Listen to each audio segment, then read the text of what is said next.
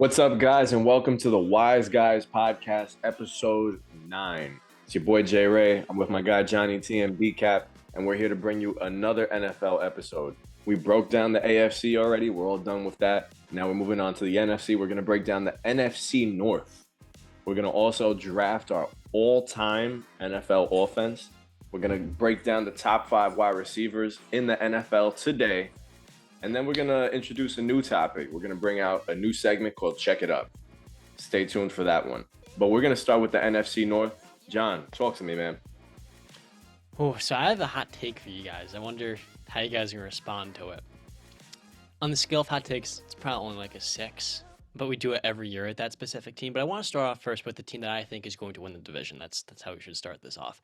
And that is the Green Bay Packers. I think so many people look at their offseason and they say, this team's got no weapons. Alan Lazard starting for them. He's a really good blocker, one of the best at his position, but Randall Cobb, they missed big time in the second rounder from last year. Rodgers, they bring in Christian Watson from North Dakota State. Okay, that's solid.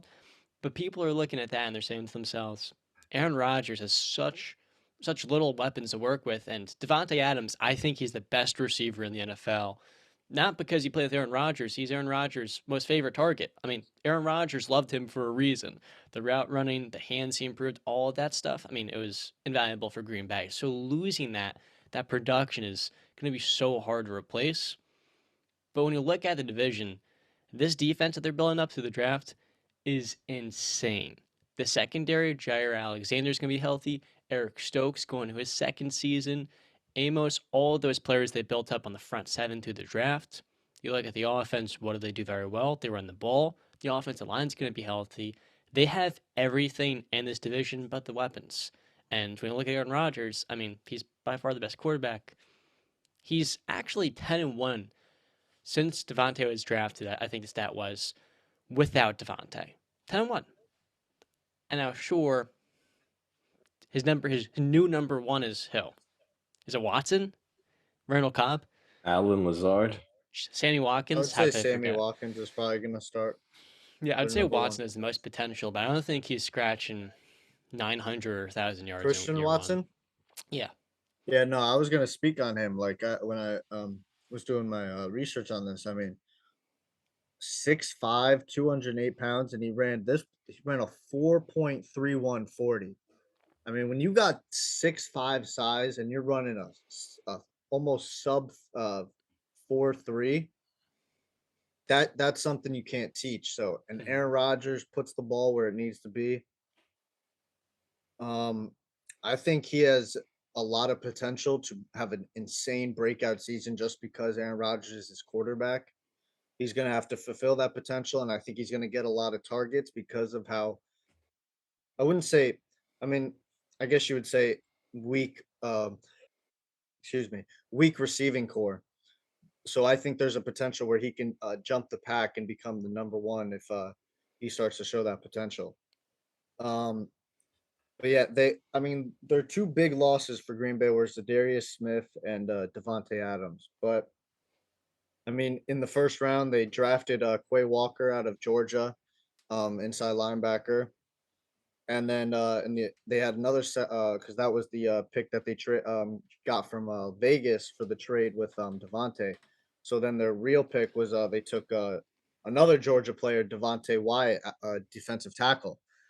So those right there can be impact players right off the bat. I don't see Green Bay getting getting dethroned this year. You got Aaron Rodgers coming off, I think they were 13-4 or something like that, around there. Aaron Rodgers was the MVP, obviously. I think back-to-back MVPs. So I'm not going to doubt Aaron Rodgers. I look at the team, I say they might not have this elite defense that has like a really good player at each position, but they've got some game changers on that defense at each level of the field. And that's really all you need. If you look at the Rams last year, I mean, their 2 game changers were Jalen Ramsey and Aaron Donald, and they had some good guys, surrounding them. But for the most part, it wasn't the Rams defense from when they made the Super Bowl against the New England Patriots, where there was like a great player at like each position. Like they were just unbelievably stacked. Mm-hmm. So as long as you got a couple game changers on that defense, you're going to be fine. So I don't see them getting dethroned this year. I don't think it's a shoo-in that the Packers got this division like You ready for my hot take? just by the hand. I want to hear your take on the team first, and then I'm gonna jump into my hot take. Okay, so I actually think my favorite right now is the Vikings. I You maybe want to that's a touch the hot take, pack? maybe that's not, but I'll be honest with you. I feel like they're pretty close. I don't think you can lose the best receiver in the NFL and not regress. I don't think that offense is going to be nearly the same as it has been. Sure, Rodgers is he's gonna protect the football, but I can't bank on a rookie wide receiver to be my number one just yet. Obviously, we need to see that happen. What I mean, what happened? Jamar Chase. Jamar, you're right, but not everybody's Jamar Chase. Not Or Justin everybody's gonna, Jefferson. yeah, or Justin Jefferson. Not everybody's like that, so we don't know the kind of impact he's gonna have. And quite frankly, I just think Minnesota's offense is so good, man. They are so good when they're hot. If Kirk Cousins is playing smart football and Adam Thielen stays on the field to play next to Justin Jefferson, I mean that team is gonna wreak havoc in that division. I I'm sorry, man. I'm not completely sold on the Packers. I like the Vikings this year. Let me deliver this hot take. I think the Vikings this year win 11 or 12 games if they hit their ceiling. We'll get to how they can do that in a second. But the biggest thing for them is the head coaching change. Mike Zimmer, he lost the locker room, and there comes that point at the head coach where he's holding the team back, and they need that juice, that thing they can insert into the locker room, and it'll get the guys going again. And when you add in O'Connor from Los Angeles, I say to myself, this is their time. The offense is going to take off with Justin Jefferson, O'Connor. And even Jettis has talked at length about how he's going to be used as more of a blocker, similar to Cooper Kupp and what he was used as this last year in Los Angeles.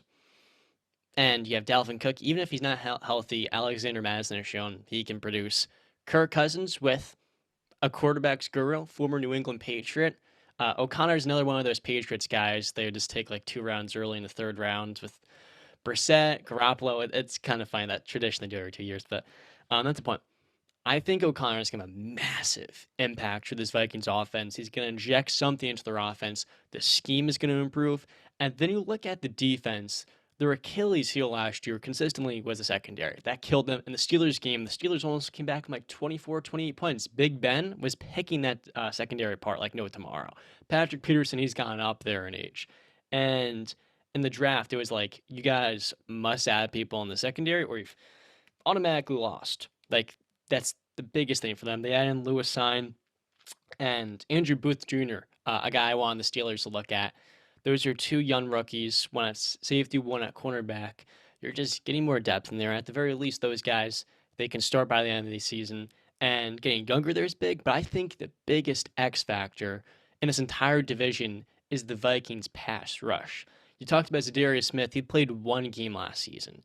Now he's in Minnesota with Danielle Hunter. And Hunter has been a 2-time Pro Bowler when healthy, but he hasn't been healthy consistently in the last few years. Him and Dalvin Cook have consistently been on the injured reserve. If, and there's a big if, Zadarius Smith and Danielle Hunter stay healthy, those are 2 Pro Bowl caliber edge rushers. That is one of the better pass rushes and front sevens in the NFL. If they don't, that secondary and the defense itself is going to be a much bigger issue than it should be for this team. I think that will determine whether or not they win 9 games or 12. I expect the offense to be elite. Justin Jefferson's going to prove himself as the best receiver in the NFL. Kirk Cousins, I think, could have a career year as well. Everything's trending in the right direction there, but they really need those edge rushers to stay healthy. I think that's kind of going to determine how well they perform.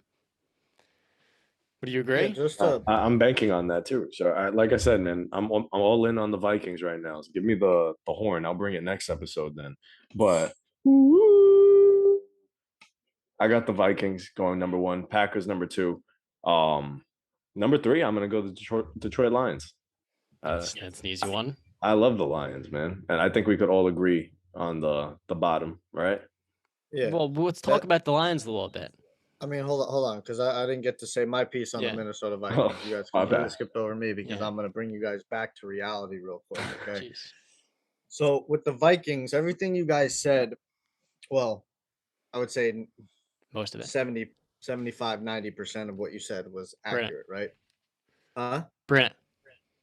What? Bring it to us. Come on. Let's hear Oh, it. bring it. I thought you were saying my name. No, bring it to um, us. so the team around them is absolutely, stacked. They've got the players. They've got an elite duo at wide receiver and running back in Cook and Jefferson. They got a very good number two, who's basically a number one. Adam Thielen hasn't been healthy as of late. I think it's he hasn't played 16 and now 17 games since 2018. So, but they'll be all right, and they still have Alexander Mattinson as a backup if Cook is hurt, which he usually is.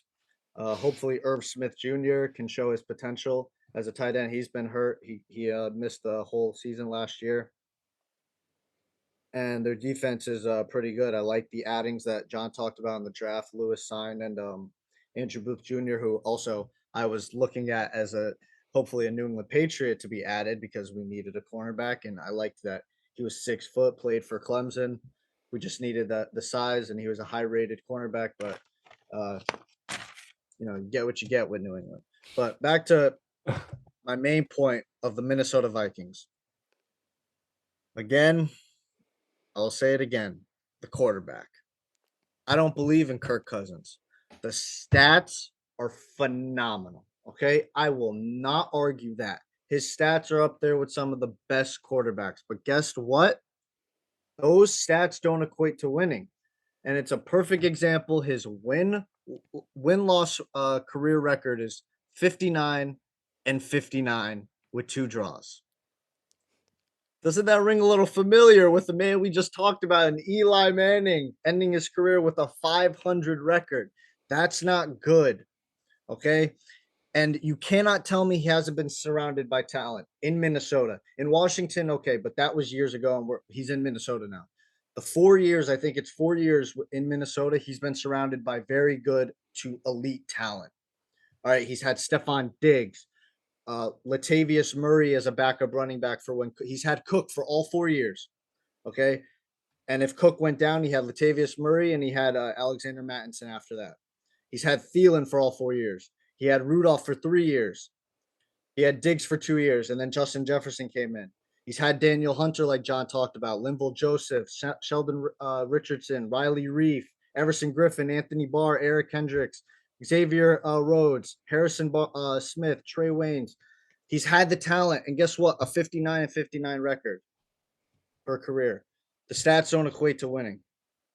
So he's not proven to be a winner. He's proven to put up great stats. We know this about Kirk Cousins. He's a stats guy, but those stats don't equate to winning, and his record proves that. Well, in fairness to Kirk Cousins, when he signed with Minnesota, that defense was expected to be a top 5 defense, and then when he got there, they completely regressed.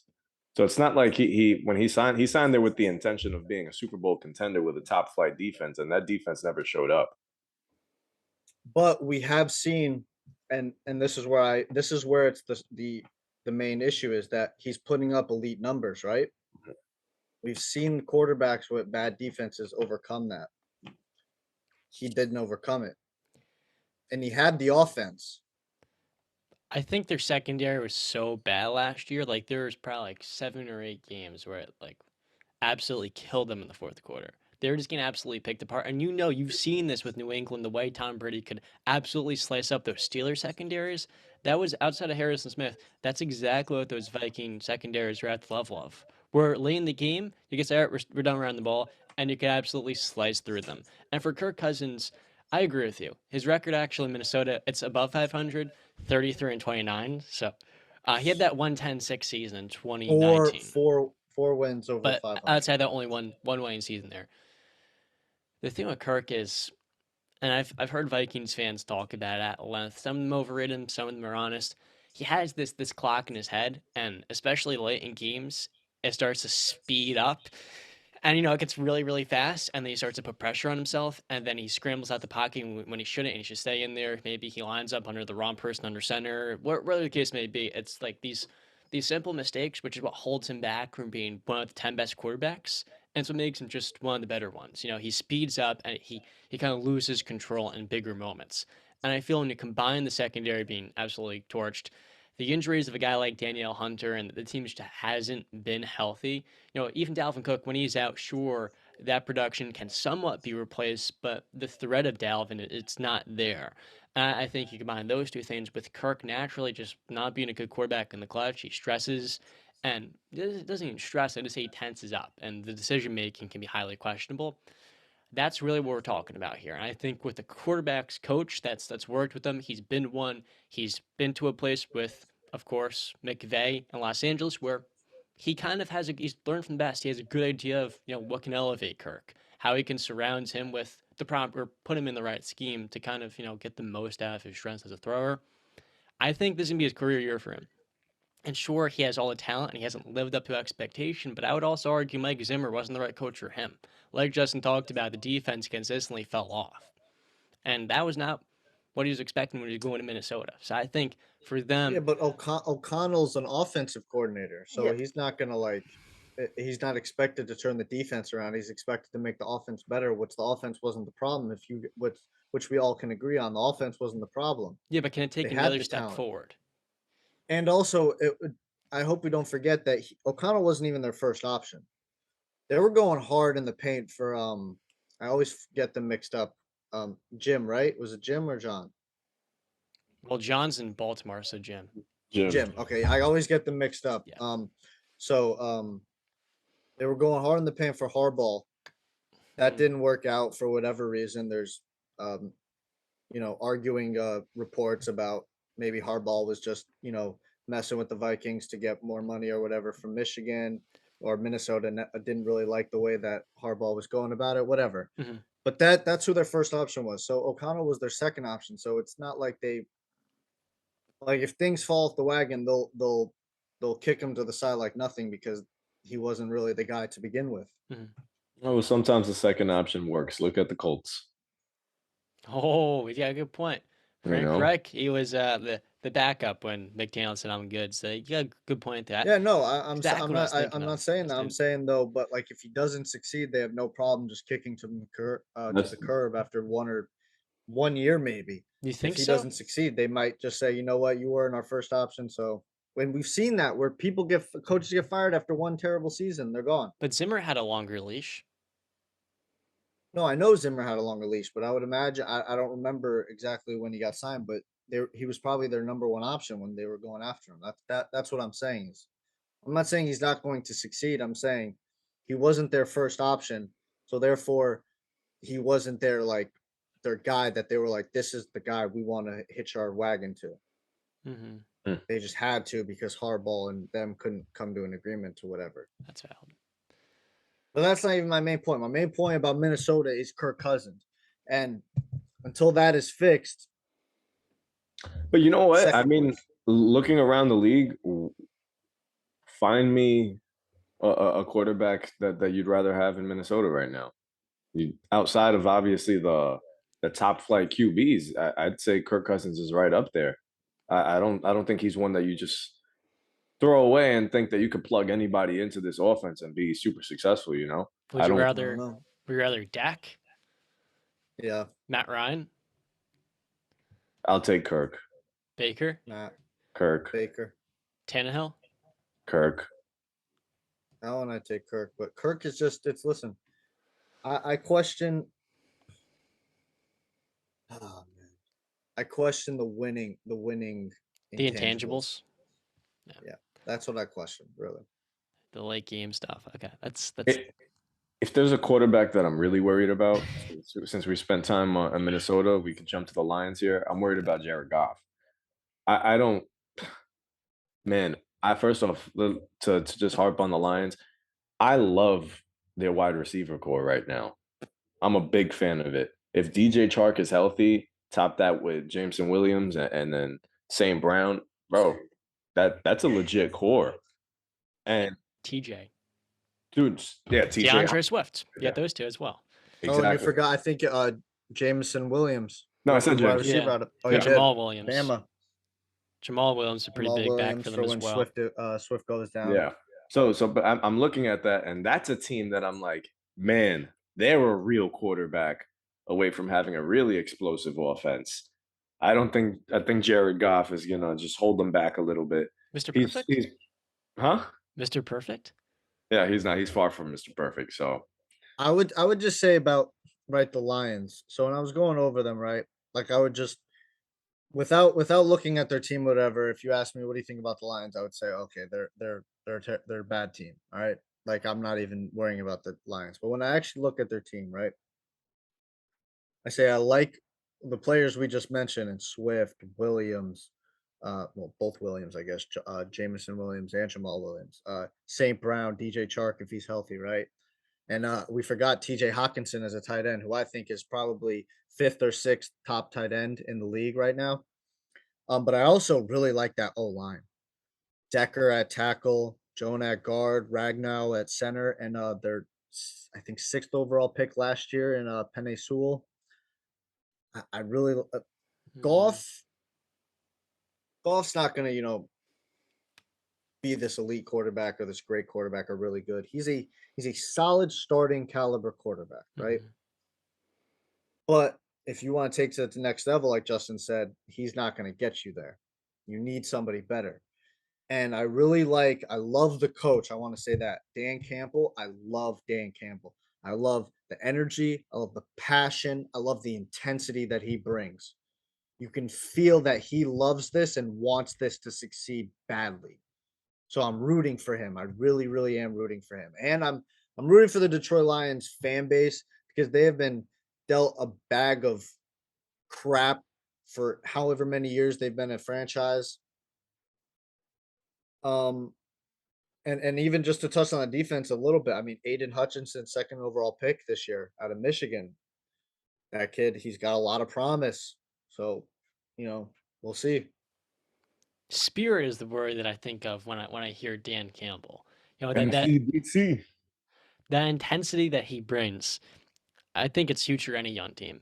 And you guys got a case in point with Jared Goff. He has moments though. Like there was one game last year where he was legitimately playing at the level of Aaron Rodgers, and then it all came falling apart, all came crashing down the second half. But there are those moments, and you got to keep in mind last year, outside of Amon Ross St. Brown, he really didn't have those weapons. So now you add in two receivers. I know Jameson Williams, he got hurt in the national championship. He's probably not going to be available until like what, past midseason?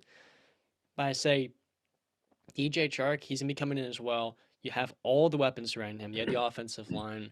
Detroit is doing all the right things.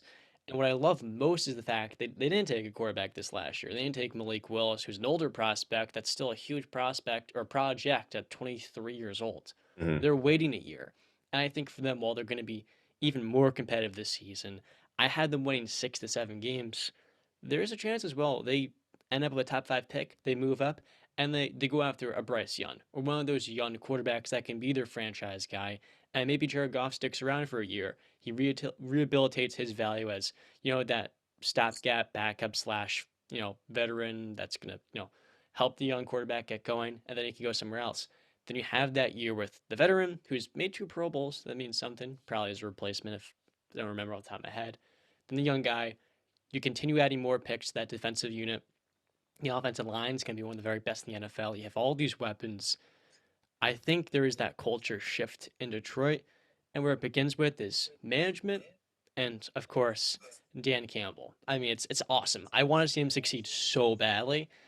I mean, like if he Yeah. fails, even as a Steeler fan, it's gonna break my heart. But with the way they're trending, I have a hard time saying to myself, so long as they get this quarterback in the next 2 years, they're gonna be fine. They're gonna be in really good shape. And when you look at Aaron Rodgers' age, look at the Bears are about to crap on. Yeah, I say in 3 to 4 years, the Lions will be the team right in the North. They just gotta get the quarterback. I think that's the next step for them. And even with Jared Goff, you can make the playoffs. We've seen that. And I think people are about too hard on the guy. 2020 when he was dealing with the thumb issue, people are thinking, oh, he's getting benched. I think kind of like Jimmy G, we give him a tough time, but like this is a legitimate starter. I don't think he's one of the 5 worst. He's better than all those young guys. I would Mhm. have him probably around 22, 21. I think he's better than Jimmy G. I think he's solid you know. And he's been to a Super Bowl. Sure, I mean people are gonna crap on him and all that, but like Todd Gurley falling apart, but I would attribute more to them collapsing versus New England than him. That's just my take. Now, do you guys have anything else to add before we go into Chicago? Okay, I want to make that quick and short.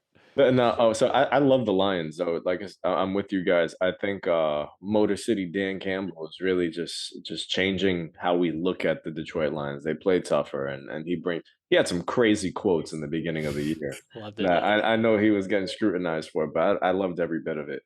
So I watch the Lions right now, and much like I view my Knicks, they're a team that I feel like has direction.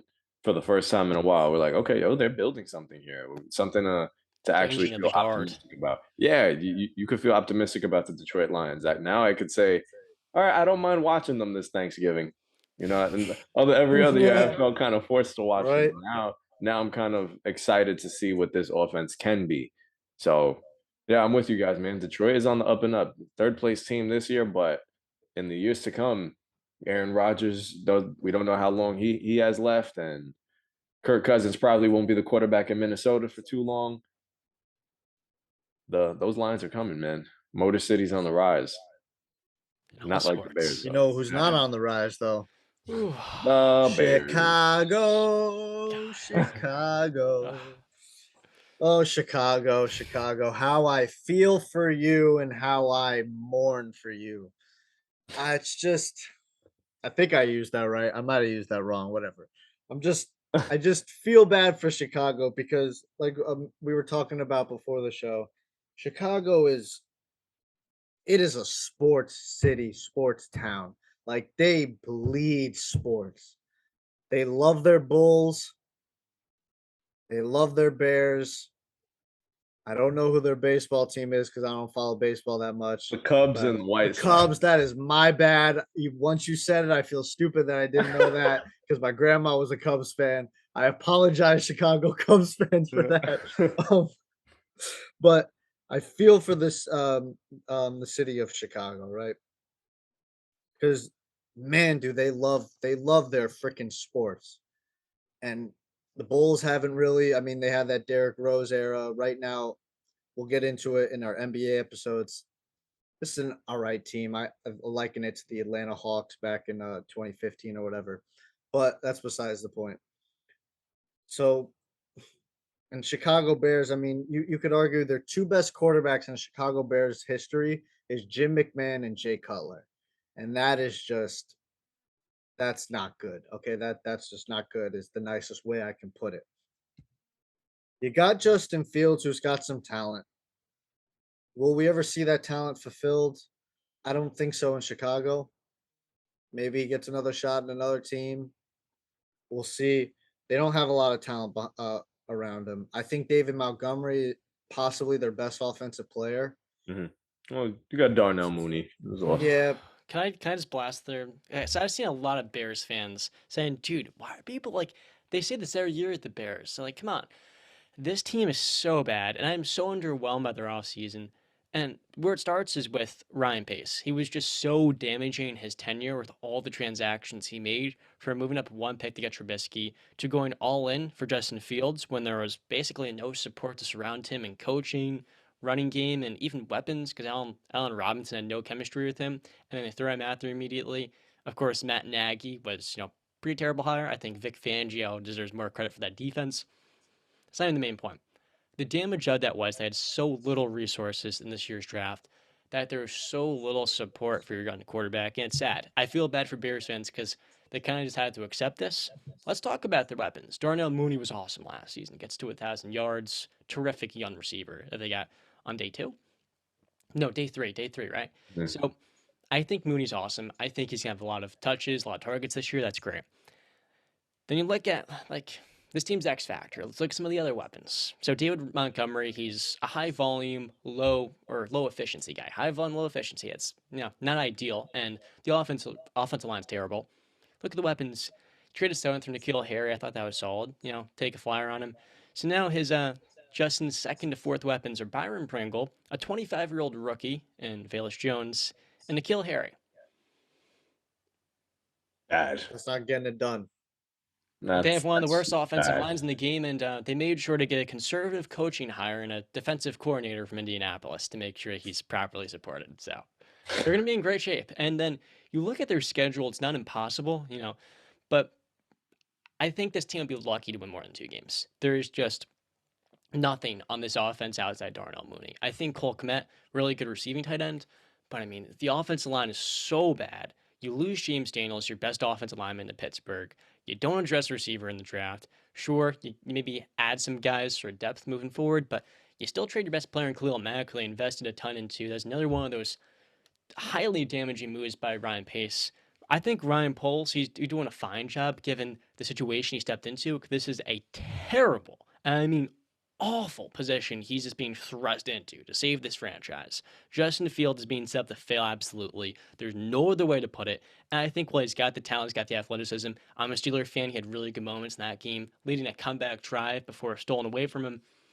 I don't know how he's going to succeed here if they don't figure this out in the next year. I think they have one season. We saw Sam Darnold in New York. Once you get past that second year, I mean, it's all downhill, and that quarterback's continuing to struggle. And I think if he has a poor year like he did last year, it's a pretty bad rookie year the second half. Yeah, I mean, the Bears, I wouldn't be surprised if they're already looking to move on. And I don't think that's right necessarily, but I think a lot of people are going to jump the gun saying this dude's a bust. And while I think he's got the potential, I'm not out on him at all. The most important thing for a young quarterback is setting them up to succeed. You look at Alex Smith, Baker Mayfield. Those guys were terrible until he got the support around them. You look at Aaron Rodgers, Tom Brady, even Ben. Ben sat a few weeks, I think 1 week, not a great example. But Rodgers sat 3 years behind a Hall of Famer. And Kirk Cousins.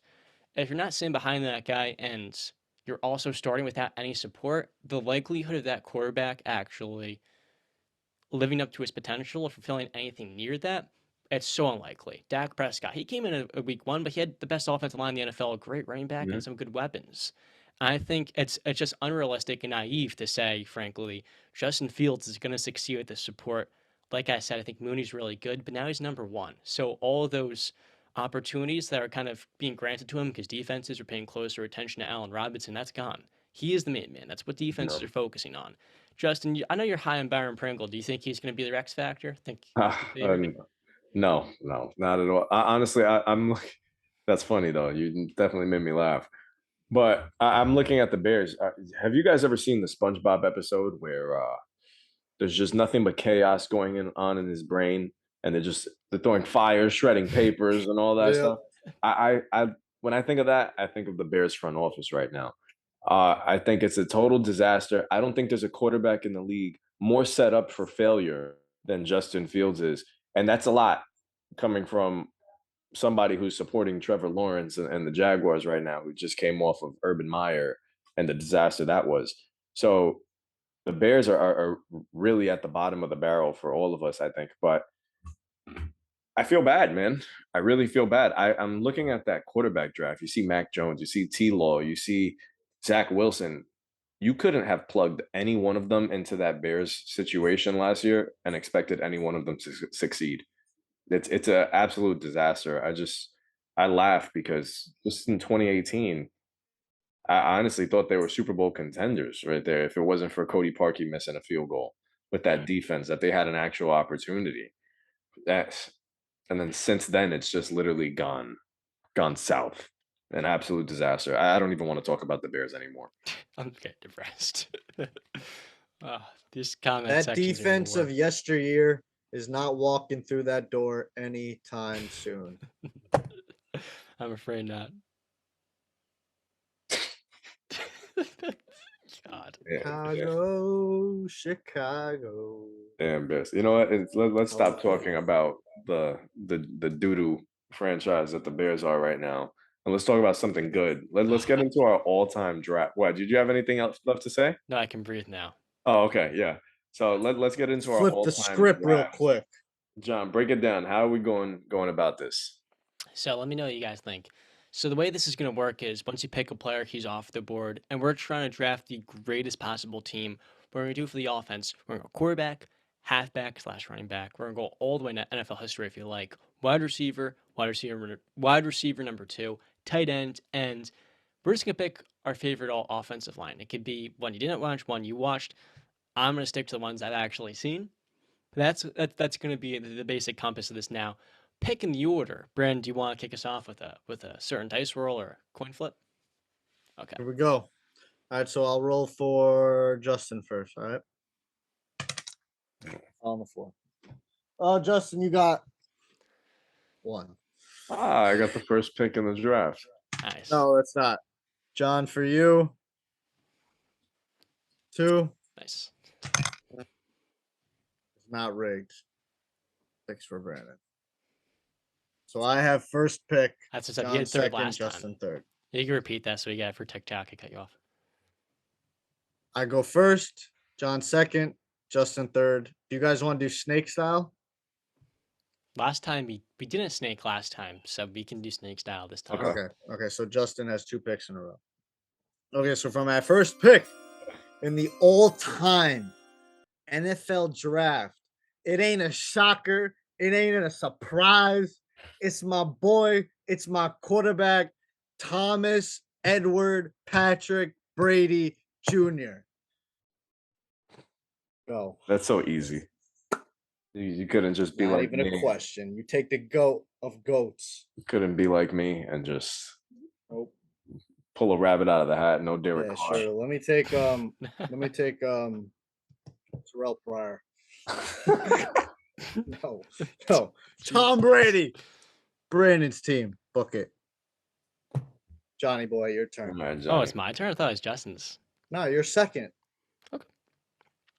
Ooh. Cool. So there's so many different places we can go here. You could go So offensive many. line early. You can Yep. go quarterback. But you know what? We're talking about all those great quarterbacks. We're going to save that. We're going to go Jerry Rice, number 2 overall. When we talk about longevity, Tom Brady's number 1. You got Adam Vinatieri.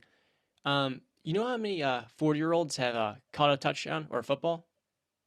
3. Tom Brady, Brett Favre, and Jerry Rice. Now, unlike those guys, Jerry, he was a Pro Bowler and over 1,000 yards past the age of 40. And he played 3 years, well over 2,000 yards.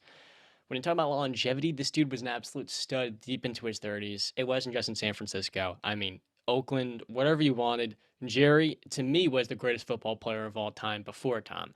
And people are not going to agree with that. When we talk about longevity, doing it that long, I think his career speaks for itself. Jerry Rice, number 2.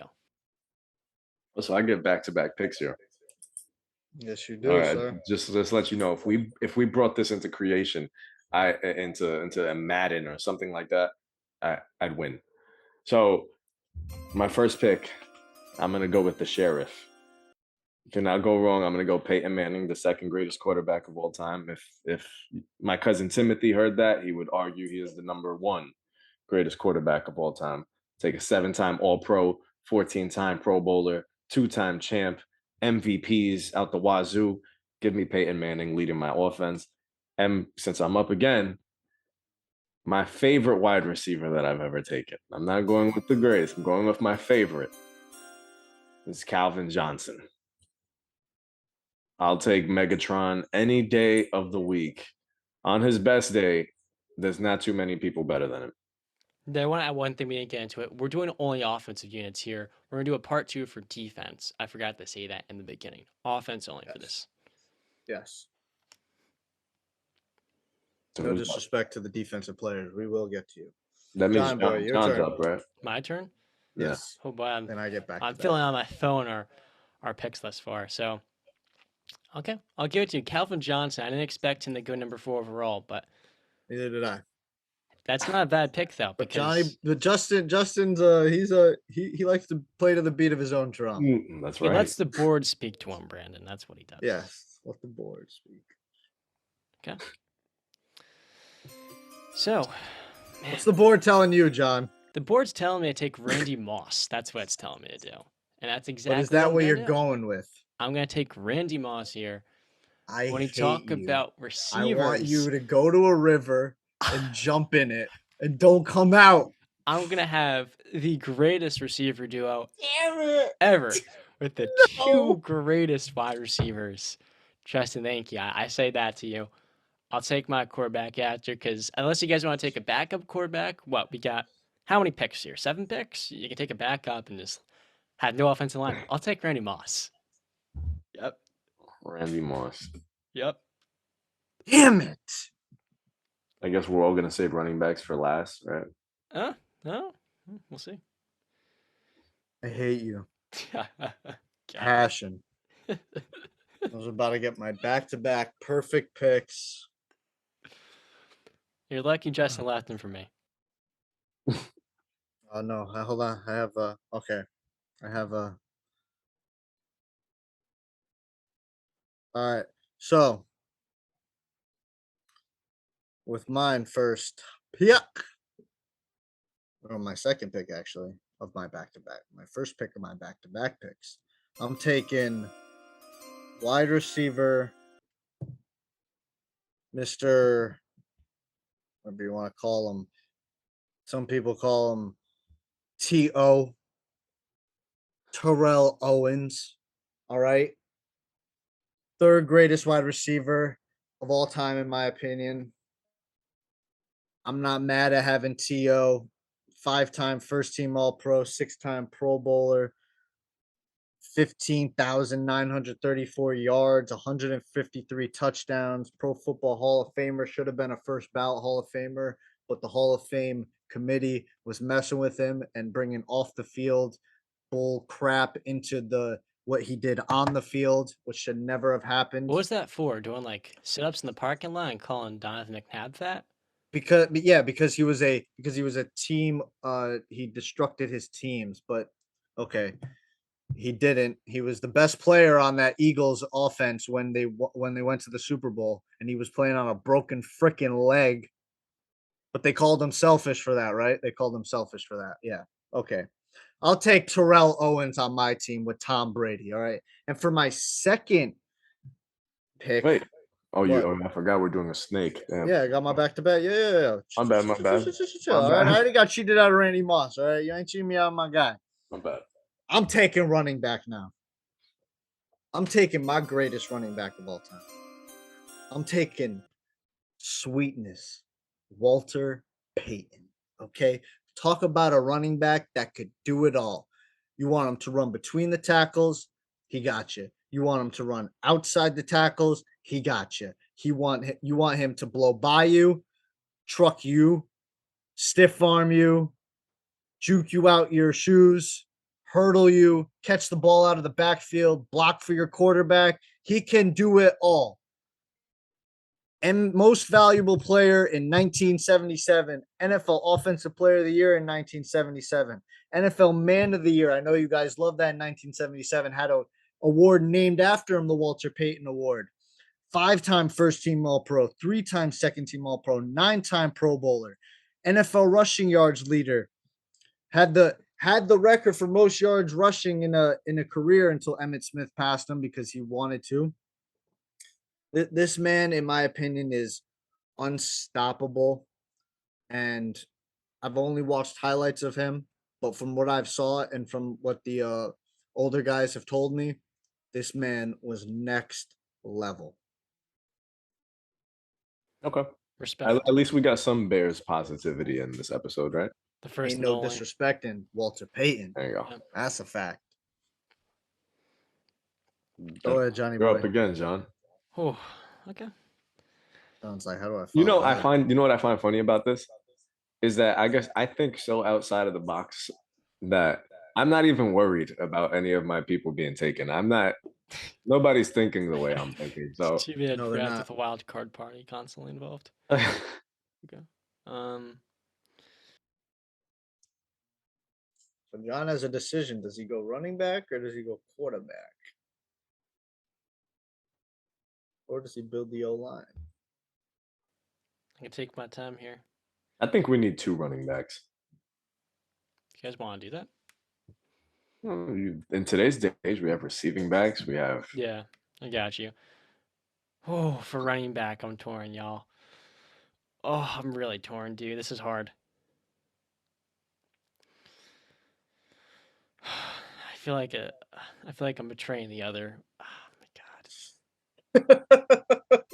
Take him. Okay, I'm going Jim Brown. Jim Brown. When we talk about dominance in an era where defenses were built to stop the run, he led the NFL in all but one of his 9 seasons in rushing yards. Pro Bowler every year. We're going to talk about speed, everything. Jim Brown, one of the Giants, or not the Giants, the Browns a Super Bowl. Not a Super Bowl, excuse me, an NFL championship. Yeah, I was going to say, they're not winning any Super Bowls. But when you talk about the MVP, the greatest Cleveland Brown at a time where that franchise was the very best, give me Jim Brown. And if we could take two running backs, I'm going for Barry Sanders right after. You can't, because it's Justin's pick. Yep. Don't worry, I don't want Barry Sanders anyway. Yeah, that's why I said it. All right. So before I make this pick, we're not taking personality into context. I just took Terrell Owens. We're not taking personality. Yeah, so we're throwing personality out the door. Oh, this guy, I know who he's taking. Oh my God. All right, make the pick. I want to see if we're on the same page. Johnny Boy's guy. AB. Damn right. Wow. I'm going with AB. AB. Wow, dude. Yes. It's not that wow, man. This guy is easily one of the greatest wide receivers we've ever seen. Top of his game when he's actually on the field. I think he has been the most unguardable receiver we've seen in a very long time. You could always count on him to give you double-digit touchdowns. He's given you more than let me see. Let me get this accurately. He was giving you more than 1,300 yards on average in his prime. The dude's an absolute monster, reception machine. He can take the top off the defense. He can tear you up from top to bottom. I love AB. Do you want him to return too? Sure, why not? He could kick somebody in the face for me. He could kick a punter. And like his first touch in the NFL, I'm pretty sure is like a kick return to the house against Tennessee. The dude always was special. I'll be honest. Him and Julio, those are the two guys. Maybe I'm getting brand ideas. I don't worry about. Maybe you would. I didn't really expect them to be taken that soon.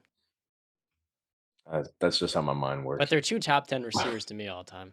Yeah, I think AB is gonna get a lot of crap for how he is as a person outside of football, but on the field, I've never seen a more dynamic player at that size, man. Yeah, absolutely. So I'll take AB, and I'm a short man myself, so I'm gonna stick with the short kings, and I'm gonna go running back, and I'm going with LT. LaDainian Tomlinson, love him, man. Always loved him watching him as a kid. 28 touchdowns in a single season. This dude was just racking up yards, racking up TDs. If I'm not mistaken, let me get the accurate number. From 01 to 2009, he tallied 138 total touchdowns on the ground. That guy was a machine in every aspect of the game. And I'd take LT on my team any day. And imagine pairing that with Peyton Manning, Calvin Johnson, and AB. I mean, it's nice to dream, but man, LT was legit. So yeah, it's not that crazy, right? I'm not going that crazy today. The first one, but yeah, solid. Okay. Okay. Well, you left Johnny Barry boy. Sanders, so I'm taking Barry. Go I for don't it. really.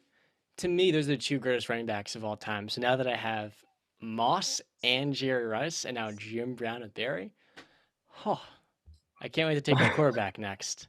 Or my tight end, we'll see. I don't know. You just took Barry Sanders? Yep. Yep.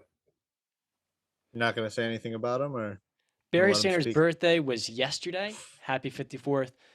He is, unfortunately, never got to watch him play. The greatest line of all time. Only played 9 years in the NFL. And even in those 9 years, over 18,000 yards. And he's, like Jim Brown, one of, I believe, 2 players to average 5 yards a carry or more. Great human being. Awesome football player. And I mean, this is a guy who led the NFL in rushing 4 times. Literally averaged 99.8 rushing yards a game. Think about how insane that is on a crappy Lions team where he was the dude. They didn't have a quarterback. They didn't have much. They had nothing outside of him. And even still, to me, the greatest running back, right there with Walter and Jim. Dude, one of the biggest what ifs I think is easily like, what if he went to like a halfway decent franchise? He only played in the playoffs 5 times, 6 playoff games, and his career could have been so much more if he went to a actual proven team. It's disappointing, but Barry's 1-1. Sir. Brandon, you're up. Okay. So, back-to-back picks again. And for the first one, I'm going to take a wide receiver. And I'm going to take the legend himself, Larry Fitzgerald. All right. Talk about consistency. Talk about a man who has more career tackles than drops. Talk about hands that won't stop. Here's just a list of every quarterback who's thrown a pass to Larry Fitzgerald, right? So the first two are the good to elite quarterbacks that he's played with, and that's where the list ends, and that's Kurt Warner and Carson Palmer, right? That's where it ends, though. Then he's Josh McCown, John Skelton, Matt Leinart, Kevin Cobb, whatever, Derek Anderson, Drew Stanton, Blaine Gabbert, Sean King, John Navarre, Richard Bartell, Brian St. Pierre, and Max Hall.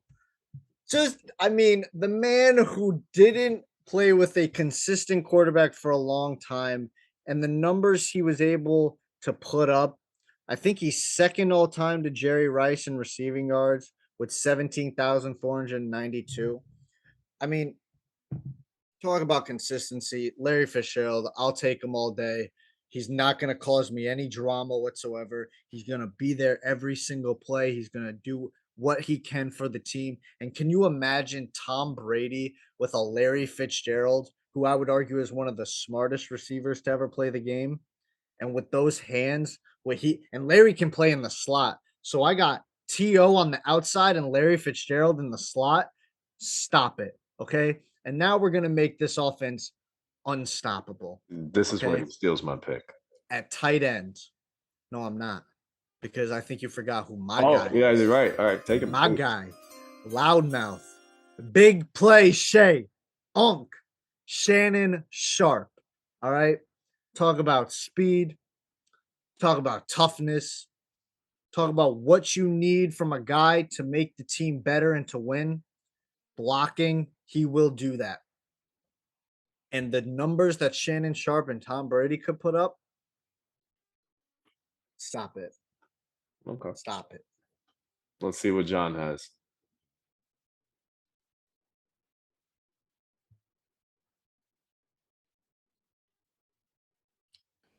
I have a lot of options, as always. Okay. So we're going to go ahead. I feel like I'm disrespecting Heath Miller by not taking him here. Oh, my God. What the hell was that? You just pulled a Justin. Pull a Justin. I did not expect that. Wait, is it official? Nah, don't do it. You're an idiot. Go ahead, do it. This guy tortured me for so long. Go ahead, just do it. Okay, Rob Gronkowski spent a year of high school in Pittsburgh. So because of that, we're going to go ahead and take Tony Gonzalez with my pick. Because I'm not taking Gronk. I've had so much pain by that man. Ooh, we're talking about longevity. Tony G, to me, we had this discussion, I think, on our first or second episode. Is Gronk the best tight end of all time? He has, I think, to me, the dominance. Like, no one can go over that guy. That's obvious. But Tony, 14-time Pro Bowler, that's insane for a tight end. I said this before. He led the NFL in yards a touch. That is also nuts. And this guy's what? A 1, 2, 3, 4, 5-time All-Pro. First team. He's also made the second team 1, 2, 3, 4 times. Oh no, he made the All-Pro. Bro, he was All-Pro first team at 36. Think about that. Mm-hmm. That's insane. The dominance for 20 years almost, 17. This guy is one of one. He wasn't dominant his first few years in the league, wasn't a Pro Bowler until year 3, but Tony G, man, y'all thought I was going with Gronk, but no. That was tough for the tight end, man. Whew, I went back and forth, but yeah, those 3 guys were the options. Justin gets his boy. I'm going to, obviously, since we're all taking tight ends, you know where I'm going. I'm going with my boy, Robbie G. I think healthy, I don't think there's a better tight end out there. In his prime, the most dominating tight end to ever step on a field. He may not be the fastest, but he could impact the game both blocking and receiving. I look back, I remember his second year in the league, 1,300 yards, 17 touchdowns. Uh, Jesus, man. How did we not win a Super Bowl that year with Gronk playing that well? I think we have 4 or 5 seasons where he was cut short due to injury. And it's one of the big what ifs to me. It's just like I don't feel like it's much of a debate if he is healthy in those seasons. I've seen it firsthand. That's why I'm. Just You a got another pick, Justin. I do have another pick. I'm down to one more, right? You got a running back, a backup running back, I guess, and an O line. Okay, so you know what? I'll save it for I'll save O line for last, and I'm gonna go with my boy all day, Adrian Peterson. Adrian Peterson was an absolute monster, bro. There was only one thing that ever got me mad about Adrian Peterson. Okay, one thing. The year he ran for 2,000 yards, almost broke the record, right? I drafted him the next year in fantasy. I was disappointed. I did not. I thought I was gonna. I was a little kid, man. I was how long ago was that? 2012. So okay, I wasn't in my right frame of mind, I guess. But I thought that this guy was gonna rush for 2,000 yards almost every season. So when I did not get that same impact the next year, I was kind of annoyed. But I love Adrian Peterson, whether it be watching him on TV or playing with him on a damn video game. There was nobody more unstoppable than him, running straight through linemen, trucking linebackers. I remember one video. I used to love watching his highlight tapes where he absolutely murked some dude on the Pittsburgh Steelers. I just had to throw that one out there for you.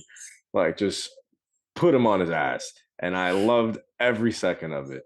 Strongest guy out there. It's just, I wish he was still playing right now. I want him on a team. I love watching Adrian Peterson. That was a rough Sunday for William Gay. All right, Johnny boy, you taking your QB or O line now? Oh my god. Oh my god. I'm watching the clip right now. I mean, he just absolute destroys. 3rd and 4. Favre hits him with a little check down. And William Gay, oh my god, he went so high. And then he tries to grab his leg after and he gets get off me. And he just takes it for like 25 yards. And then after he was going between the legs, oh my goodness. Good night. Okay. Whew. I'm taking Joe Montana. Pittsburgh roots, baby. You know, Joe Montana. I can't pass up the opportunity to pair up Jerry Rice and Joe. As much as I want to take Big Ben here, I mean, I have to go Joe. Cool Joe. That's where the nickname, the second iteration of it came from. Shout out to Namath. This right here to me was the best quarterback before Brady. You talk about dominance, talk about Super Bowls, Super Bowl MVPs. I mean, if Jerry Rice wasn't the greatest of all time, I think it was Joe Montana before Brady. So to have those two playing together, you add even more weapons. Oh man, I'm taking that any day of the week. Okay, that's fair. So Brandon gets his final 2 picks back to back. So I'll start with my backup running back, and I think it's just the Can I cut you off guy. Just a quick question for the both of you guys. So the quarterbacks we took were Tom Brady, Peyton Manning, and Joe Montana. Yeah. Did any of you at all consider Aaron Rodgers? Like, if you had that 3rd pick, would you have thought about him at all? I actually considered Marino before him. I didn't consider Rodgers. Yeah. Okay. You too, Brandon? For me, no. Okay, just curious. Brady, Montana, and Manning were the top 3 for me. Yeah. All right. With Rodgers and Breeze as 4 and 5. Okay. But the guy that I'm gonna pair up with Brady as the backup running back that I think is just a match made in heaven. Arguably the greatest receiving back of all time. Former MVP, 3-time Offensive Player of the Year, Offensive Rookie of the Year, 3-time First Team All Pro, 3-time Second Team, led the league in rushing, 2-time NFL scoring leader, 7-time Pro Bowler, Super Bowl champion. I'm talking Marshall Faulk. All right. Like that. Marshall Faulk with Brady out the backfield. Those screen passes be unstoppable. The flat routes, the wheel routes. Hell, you could line him up at wide receiver and spread it out 5 wide with him, and he'll do his job. perfection. And as for my final pick for the O-line, now I want clarification. So am I picking one offensive lineman or am I picking an offensive line unit? Yeah, unit from any time in history. It doesn't have to be the exact Okay, so I'm year. picking the 2011-12 New England Patriots offensive line with left tackle. I got him off the top of my head. With left tackle Matt Light, left guard Logan Mankins, center Dan Coppin, right guard Brian Walters Walters, I think, or Waters. Sorry, Brian Waters, and right tackle I think was Sebastian Vollmer. I'll take that O line right there. All Pro Bowl caliber players. Who was the center? And higher. Huh? Who was the center? Dan Coppin. Okay. Oof. Yeah, it's pretty nice. That was Brady's best O-line year. Yeah. I think Sebastian Vollmer was the starter of that year. Yeah, Sebastian Vollmer. Yeah. Right tackle. Yeah. How you like them apples? Yeah, I think I got. I'm waiting. Listen, is it my turn? Oh, is it? Yeah, my turn? it's on you. Yeah. Okay, well, this is damn. Do I really do? I'm not going with the Cowboys' offensive line here. I'm sorry. Okay, so for me, this offensive line is so forgotten, but it's also amazing. And the reason why is because there's a unit in Dallas that was a little bit better, I'll admit. But this unit, when it comes to pass protection, give me the 2000 and let me get my year right. 2000 and wait, no, that was the year of Chris Hubbard. I don't want that season. No. 2016 Steelers offensive line. Alejandro Villanueva at left tackle, right before he really started to develop into a legitimate Pro Bowler. Left guard Ramon Foster, never a Pro Bowler, but consistently just absolute stud at left guard. Center Marquise Pouncey, this was right at his peak. Right guard David DeCastro, right at his peak. And right tackle Marcus Gilbert, just a guy that got the job done. He wasn't a Pro Bowler either. When it comes to him and Foster, consistently two of the best offensive linemen in the NFL. They did an awesome job. And Ben, those years, man, he was having a good time in the pocket because that offensive line was top notch. I loved it. They're going to give Barry and Jim so much time. Oh my God. Okay. DeCastro is going to be an absolute monster, pulling just wiping guys to oblivion. Let me tell you. Ooh. All right, it's my turn now, right? Yep. Okay. Back to back. Or no, you're last. This is it. Yeah. That's it. O line. All right. No, I want to read some stats to you guys for this last pick. This running back. Just don't worry, I'm not drafting a running back. I know this, but he ran for in his rookie season, 1,117 yards with 7 touchdowns. Second season, he ran for 1,538 yards and 13 touchdowns. Third season, 1,750 yards with 15 touchdowns. And his fourth, he ran for 2,008 yards and 21 rushing touchdowns. Any of you guys know who that running back is? Smith? No. Terrell Davis? Correct. Terrell Davis. Behind that O-line, he was averaging almost 4+ yards a carry.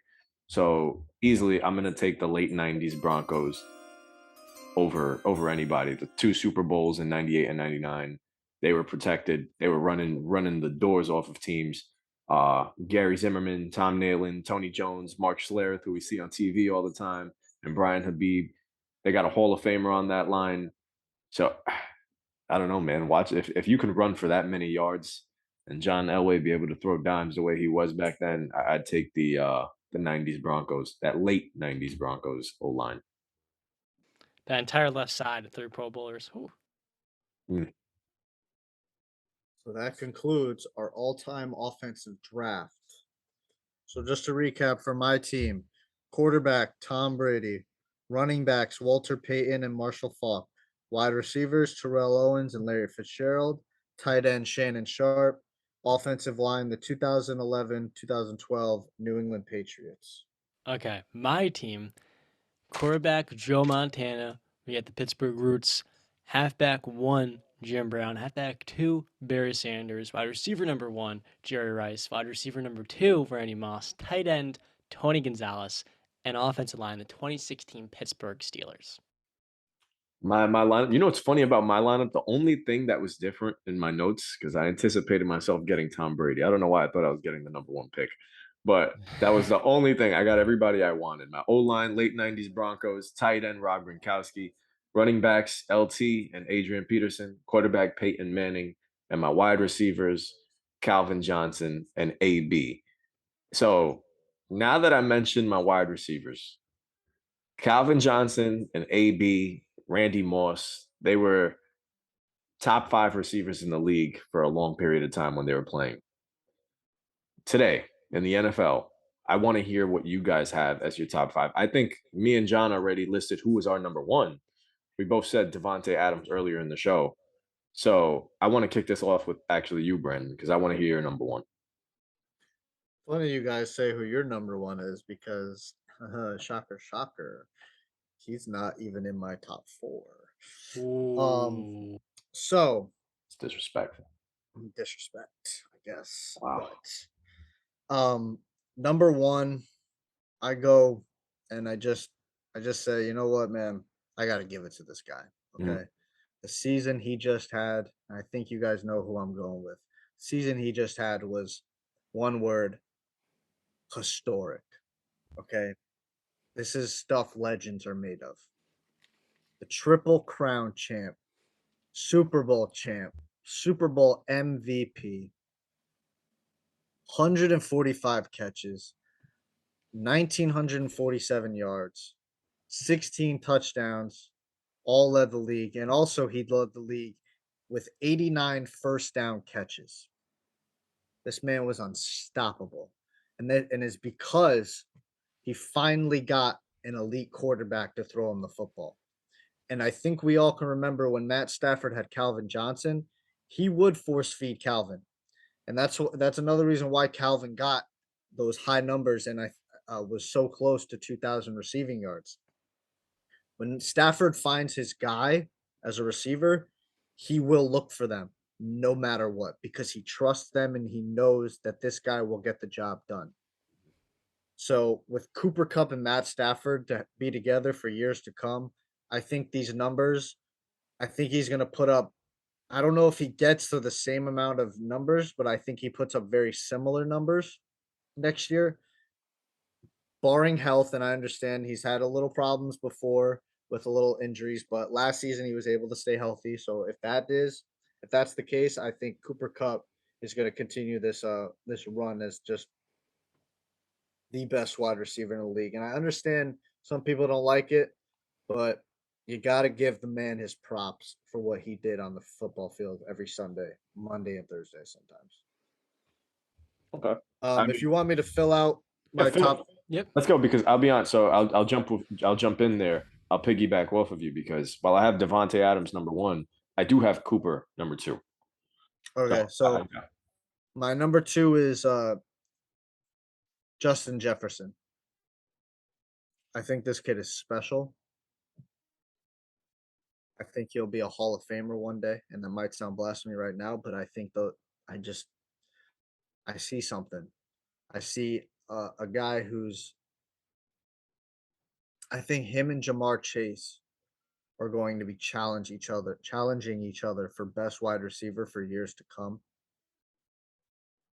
I just don't see a weakness in Justin Jefferson. I don't, and he's got a guy who's a numbers guy with Kirk Cousins, so his numbers are going to be great. I mean, imagine if he had Matt Stafford or Aaron Rodgers like Devontae had. I think his numbers would be even better, and his numbers were already great last year with 108 catches, 1,600 yards, and 10 touchdowns. Number 3, I got Tyreek Hill.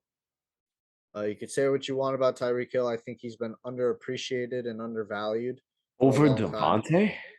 Yeah, and that's exactly my point right there. The undervalue and underappreciation of what Tyreek Hill can do to a defense and for an offense. When he's on the field, he makes the defense completely shift. I don't know if there's a receiver in the game that can do that right now. that makes a defense completely shift and say, we need to know where Tyreek is at all times because he can take a negative yard catch 80 yards in a freaking snap of a finger. Okay. 1 second, you're right on his hip. The next second, he's 5 yards in front of you. And guess what? He's giving you the peace sign and you can't touch him. All right. The cheetah is special. And it is the speed. It's the speed that makes him that guy. Number 4 is who I thought was the best receiver in football for the past couple of years, and that's D-Hop. I know he had a down year last year, got injured. But if you look, I think it's also similar to a Larry Fitzgerald. Look at the quarterbacks DeAndre Hopkins played with in the Texans before Deshaun Watson got there. Then he got Deshaun Watson and he showed you what he can do with a true quarterback. Now he's got Kyler Murray. I think he's ready. He is 30 years old, so I think that you might see a downswing, but I also think he's got maybe 2 to 3 of that top tier receiving years left. Okay. And then number 5, Davante Adams.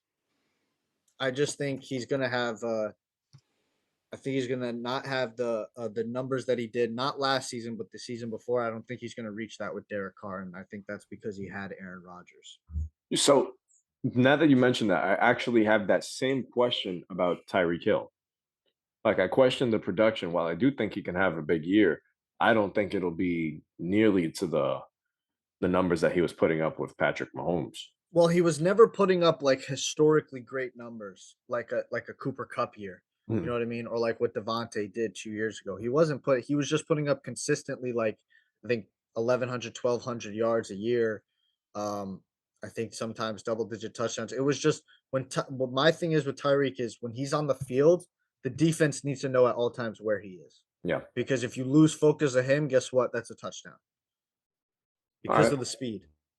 Okay, so I love Tyreek Hill, and Tyreek Hill is definitely in my top 5. So I'll break mine down because I know John probably has some things he wants to say about yours too. So I'll do mine pretty quick. I got Davante Adams number 1. I don't really think I have to go into too much detail about that, but 123 receptions last year, 1,500 yards, 11 touchdowns. The year before that, 115 receptions, almost 1,400 yards, and 18 touchdowns. The guy, with him and 12 on the field, they were automatic. I don't think there's a better duo in the National Football League today. I really don't think so. Number 2, I got Cooper Kupp. Cooper Kupp really bursted onto the scene while he's always been a very good receiver.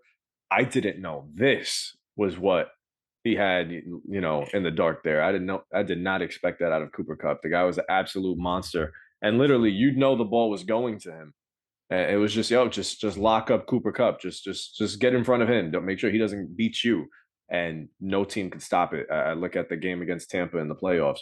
You knew the ball was going downfield to Cooper Kupp. You couldn't stop it. They didn't stop it at all. Number 3, I got Justin Jefferson.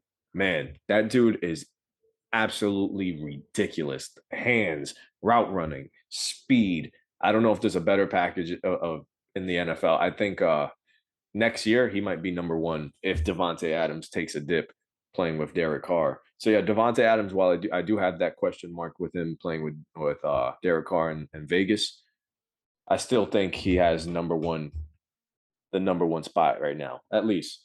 Number 4, you didn't mention this guy, and I'm surprised you didn't throw him in there because I actually put him ahead of DeAndre Hopkins because we haven't seen the real D-Hop, what he was doing in Houston since he's been in Arizona. I love Stephon Diggs and what he showed the last 2 years in Buffalo. He is an elite number 1 route running. I don't know if there's a better route runner outside of him and Davante Adams in the league. So I'm going to go with Stephon Diggs. And number 5, I got Tyreek Hill. I'm glad you guys give Cooper Kupp his respect because, damn, was that season historical. But Davante Adams, he is the most complete receiver. When he came into the league early, he had drop issues. Last 2 years, he has a total of 4 drops. That drop percentage is well below 2%. That is less than half of Tyreek and Cooper Kupp just last season. When it comes to route running and the ability to maneuver in space or in tight windows, Aaron Rodgers is one of the most accurate quarterbacks. But part of why he's so accurate is because Davante's hands and ability to make crazy catches, whether it's an off-platform throw when Aaron Rodgers is under duress late in a possession, or late in a play when it breaks down. When it comes to that all reliable, that's what Devontae is. I don't think, as good as Cooper was this last year, he is as complete a receiver as Devontae, and that's why I have him at number one. Now, 2 and 3, I split hairs here, but I got Jettis. He's a 23-year-old that's nearly matching Cooper Kupp in production.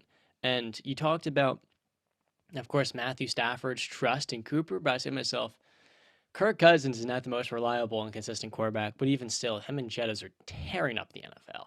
Absolutely. And even on those Sundays where Adam Thielen's out, I have never seen a receiver like that, 23 years old, until I saw Jamar Chase. And as insane as Jamar Chase is, I'm about to touch on him in a minute, Jettis, I think when it comes to blocking, Cooper Kupp's awesome. So is Justin. We're going to see a lot more of that this year with the O'Connell takeover. Number 3, Cooper Kupp. He has to be in my top 5. There's no two ways about it. You talked about Triple Crown or Triple King. How many players have done that? 3?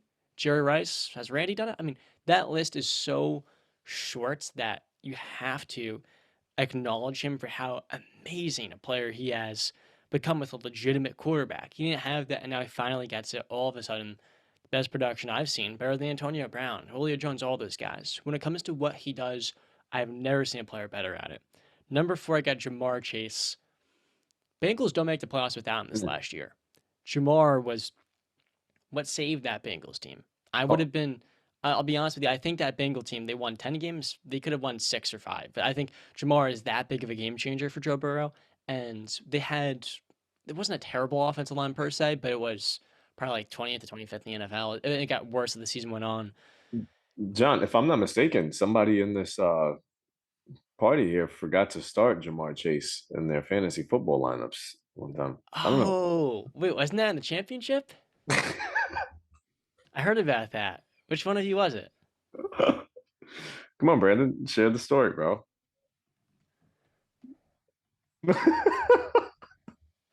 Was that the week where you had like 4 touchdowns or 3 There was touchdowns? matchups, all right? It was the Jeez. matchup. It was the matchup. Right. Okay? I got screwed. So Uncrowned champ. that was the regular season game, right? Where Yeah. let's take a deep dive. All right, He had move on. 11, Yes, the rookie 3 had 11 touchdowns. catches, 266 yards, and 3 touchdowns. I'm not really a big fantasy guy, but that's like 30 points right there off receiving yards alone. So what do you have? 60 points on the bench? Oh, what the heck? So I have Jamar number 4. I think in 2 years, him and Jettis will be 1 and 2, and Devontae is older than those guys, but about 5 or 6 years considerably. Number 5, I got Tyreek Hill. He talked about the speed, sure, but he had some drop issues a little bit, and I think really playing with Patrick Mahomes benefited him big time as well. The same way it did for all of these guys, but he was the main receiver they went to so often, and well, the speed kills. When it comes to the complete package, I'm taking Devontae, I'm taking Jettis, I'm taking Cooper, and then I'll take Jamar as well because of his youth. Do you guys want to talk a little bit about some of the other guys you touched on before? So I just wanted to say the Triple Crown champion. So post 1970, like modern era, because there were a bunch before 1966. Yeah. But post 1970, there's only been 3. Jerry Rice in 1990, Sterling Sharp in 1992, and Steve Smith Sr. in 2005. Yeah. So Cooper Kupp is in that elite company of receivers that have won the Triple Crown championship. And actually, his numbers were better than all 3 of those guys, all the way across the board. So, if you guys can look at the NFL today and you see your list, who do you think, just throw out a name, no explanation, just a name, can contend, bless you, Thank you, can contend for this top 5 list? One of the names that just pops into my brain instantly is CeeDee Lamb. I would say Jamar Chase is going to enter that discussion this upcoming year. The only reason I didn't put him in is because of it was his rookie year, so I need to see him do it again to see the consistency. But I have all the faith in the world he's going to do it. So I have him. Like I said, him and Justin Jefferson are going to be battling for first place wide receiver, number 1 receiver in the NFL for years to come, in my opinion. What about you, John? I say Michael Pittman. Crazy one. When you look at quarterbacks, he's got between A.J. Brown, Terry McLaurin, Jalen Waddle, he's got the best one. And when you saw the chemistry he built with Carson Wentz last season, just launch it, go up and get it, Michael, he got it. And you look at the other receivers, surely got Alec Pierce, and I think he can kind of be a similar receiver to Michael, kind of like a poor man's maybe like DK or something like that. But in year two, once he got like a halfway decent, well, Philip Rivers, not going to disrespect him, but he only had 500 yards as a year one player. Year two, almost 1,100. Sure, he played every single game, which helped him, but I'm telling you, man, the vertical presence of Michael Pittman, I think he's only going to continue to level up with that high level quarterback playing. Matt Ryan maybe gone 2 years, which is kind of tough. He hasn't been able to build that chemistry with a single quarterback. But if we had the quarterback, you have all those targets, and you can just go up and get it. Julio Jones is at that discussion. I think Michael Pittman, he's going to be right on the edges. To me, he's going to be a top 10 receiver. Right now, there's so many good receivers in the game. I got Pittman at 14. So I got Stephon Diggs and DeAndre Hopkins right outside my top 5. A.J. Brown, Debo, and Terry right after them. Mike Evans, CD, Jalen Waddle, and then I had Pittman right there with CD and Jalen. I think he's in that same company. Yeah, I actually wanted to ask about that. Like, I'm surprised none of us mentioned Debo. I think Debo was like 6 or 7 for me, just outside. So for me with Debo, we were talking pure wide receiver here. If we're talking if I want a talent on the football field, give me Debo all day. Okay. Because Debo can give me a running attack and receiving threat. Yeah. So the reason why I didn't have him is because I don't think that's going to stay. I think if he continues being that runner, he's going to have a much shorter career. His injuries, they're an issue for him in college. They've been an issue with him in year 2, only started in 5 games. And you have that many touches and your guys can't beat him like that. Maybe he can do it for 2 more years, but I think that's just going to continue to drop off. He doesn't want those carries. He wants to get paid. And so I don't expect him to have, 60 rushes a season. I'm not really anticipating any of that. And that's going to really cut away at his touchdowns. He had what? How many touchdowns? Oh my. 14 total last year. He had 8 rushing. So he had, was it 22? Oh, yeah, he only had 14. He only had six receiving. Okay. Yeah, he did lead the NFL in yards reception. I had him at 8 to 9. I had him right there with A.J. Brown. I think A.J. is better. I think it's tough. I think this Debo and San Francisco are the perfect scheme. I don't think he can really replicate that in most other places. Maybe Baltimore would be the one spot. I think people forget just how good he is as a receiver because he runs. He had 1,400 yards last year. After the catch, he's insane. It's absolutely insane. 1,400 yards receiving on top of how many rushing? 365 yards rushing for a wide receiver. I think he'll be creeping into that top 5 soon too. I mean, this is his first real big breakout season. We'll see what's to come next year. I know his contract stuff is up in the air, so we'll see how he plays with Trey Lance. Or Jimmy G. We still don't know what's going on in San Francisco. Tons of question marks. But that was pretty cool. I enjoy talking top 5 wide receivers. Wide receivers is probably the most fun position to talk about in the NFL. I would agree. You guys ready for Check It Up? Ready to check it up. So for the people that are listening to us to this, we're starting this new segment called Check It Up. John's going to break down the details of what's to come and what you can expect for when we do this in future episodes. So this is going to be our own unique style, where we've done NFL or NBA trivia, and we've had weird, fun facts that we present to one another, and it's just stuff that end the episode. It could be a funny, a unique thing you see on Instagram. Like the other day, I was scrolling, and I've actually, Zach Schrommler, he has a podcast, he posted it, and he kind of had his own segment talking about it. Do you guys know that? This is a totally different sport, but one of them was Kevin Durant and Kyrie Irving. They played, this is kind of crazy. In 3 years, they played less games than Klay Thompson and Steph Curry this last season. That's a completely different sport, but it's, a weird fun fact like that per se.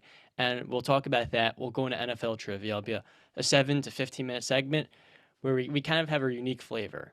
Do you guys have a trivia question today? One of you? I don't have a trivia question either. Okay, well, I've got a unique one. So this one's fun. This is actually, it's not, when I say an NFL legend, it actually is an NFL legend. Yeah. And believe it or not, I won't give away the position. So, 7-time Pro Bowler drafted in 1976 in the 4th round by the Houston Oilers. But he didn't spend his career with that team. In fact, he spent his career with only one franchise, and they've actually switched divisions. Have they? In the NFC West is where he played. And then in the whatever year it was, I'm going to give away the team. Okay, so he played in the NFL for 14 seasons. Led it twice in yards for his position. And he's in the Hall of Fame. What position? He went to Tulsa. Retired in 1989. And he's a wide receiver. NFC West.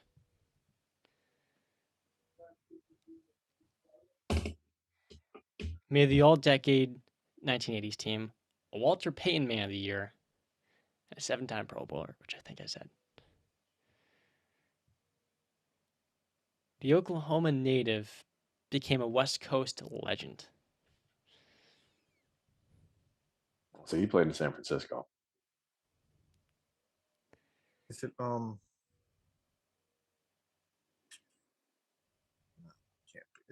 what's his name? It's not Steve Largent. Is it Steve? Is it What? Who? Steve Largent? Steve Largent? It is Steve Largent. Okay. Hey, good job, Justin. Is that back-to-back episodes? Did I got something right? Yeah. We gotta build that. You gotta build that continuity. You're gonna have to add flames as an edit for me anytime I get this. I've got another one for you guys if you haven't come up with another. Okay. No, let's do This is it. a current player from Cedar Grove, New Jersey. Yep, he's that's like probably like I don't know, within an hour from my home probably. Okay, dox myself. So he was drafted at Miami, Florida in the 2017 NFL Draft. He plays in the AFC North. Tight end.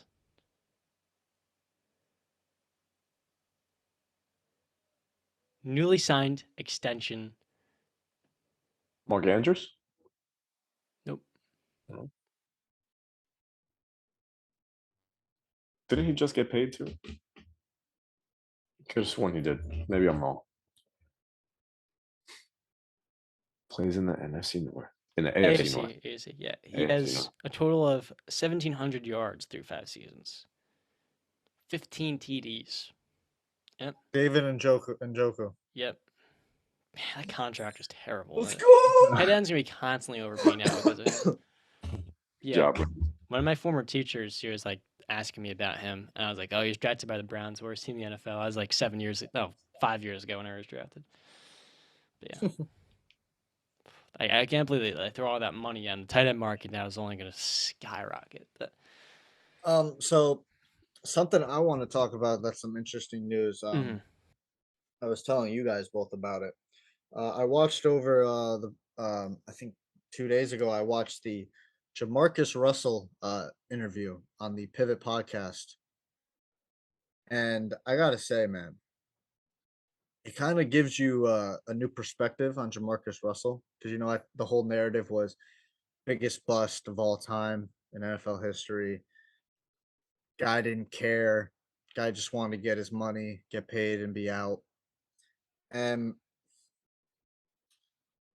the way he talks about it is just really he felt personally that Oakland never truly believed in him, and they didn't really set him up to succeed.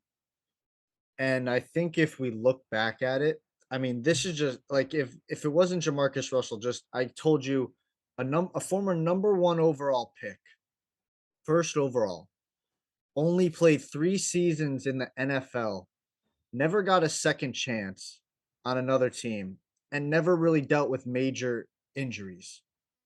That just doesn't happen. I mean, Ryan Leaf, who was the second overall pick, got another chance. I think he played on 2 practice teams and he played for another team for 1 year, but at least he got another chance. For JaMarcus Russell never to have gotten another shot is just, I think, ridiculous.